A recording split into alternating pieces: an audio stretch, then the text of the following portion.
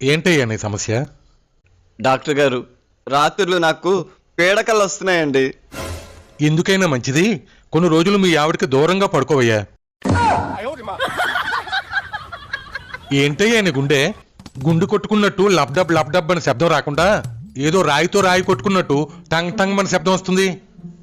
మా ఆవిడ పెట్టే టార్చర్ని తట్టుకోవడానికి నా గుండెని రాయి చేసుకున్నానండి. అందుకే సౌండ్ అలా వస్తుందేమో. నువ్వు చాలా వీక్గా ఉన్నావయ్యా. నీకు నడక చాలా అవసరం. కాస్త నడుస్తూ ఉండు. నిద్దట్లో నడుస్తూ ఉంటానండి.